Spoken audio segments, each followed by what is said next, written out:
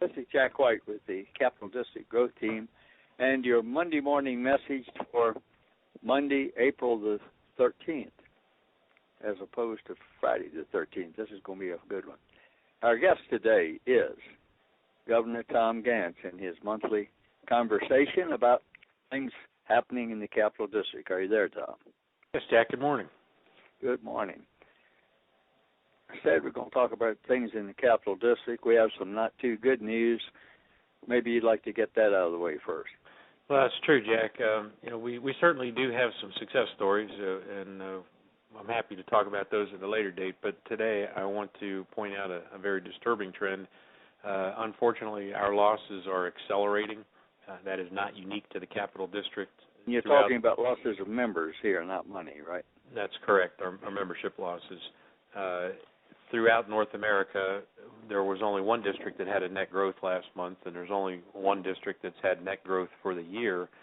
So Capital is not alone in this predicament, but our losses are accelerating.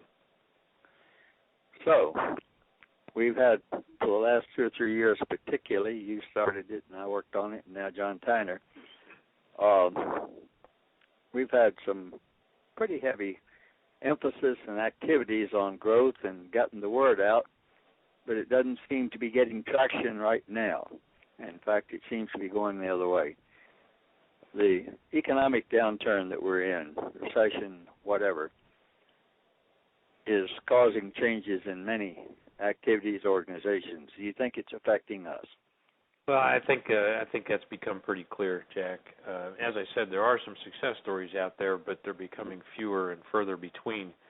As you said, the economic downturn has put a lot of people in a very conservative stance. They're cutting out discretionary spending.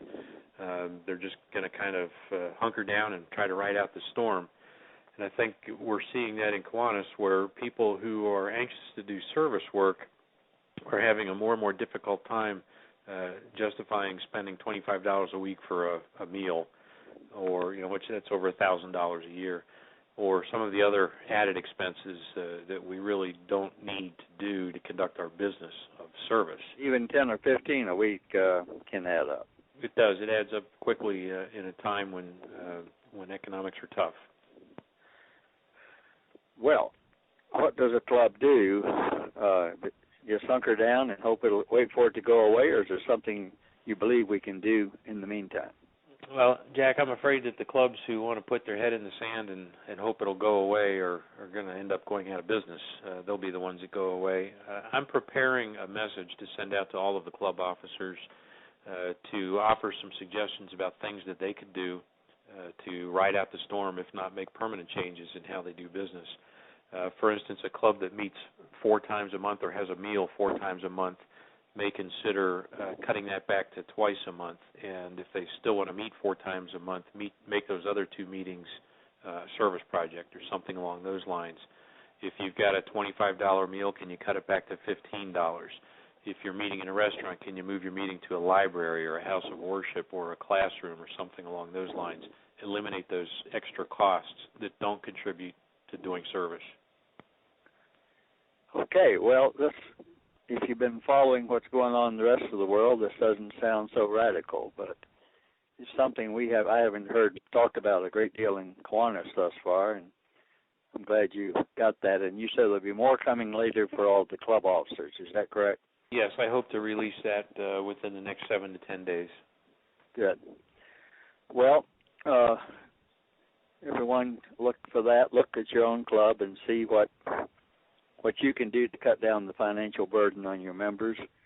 And the second thing I might add is that when people start prioritizing their money, and the time, of course, too, they look for those things that are most important to them and try to hold on to them.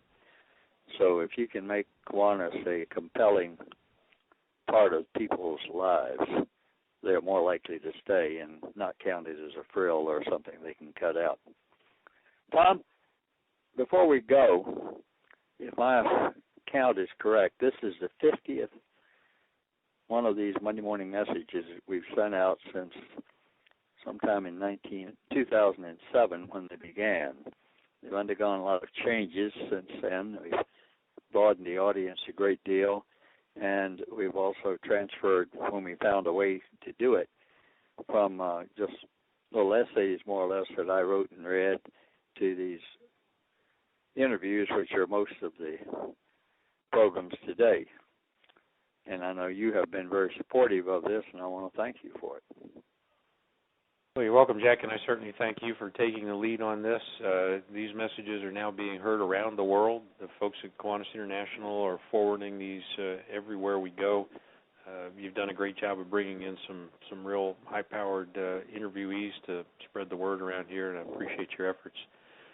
Jack, if I could close, I just want to thank all of the Kiwanians out there that are fighting the good fight, and quote a famous naval officer by saying, "Don't give up the ship. We're not done yet." Not at all. We'll see you next week, and maybe we'll have some better news by then. For the Capital District Growth Team, this is Jack White with another Monday morning message. Thank you for listening.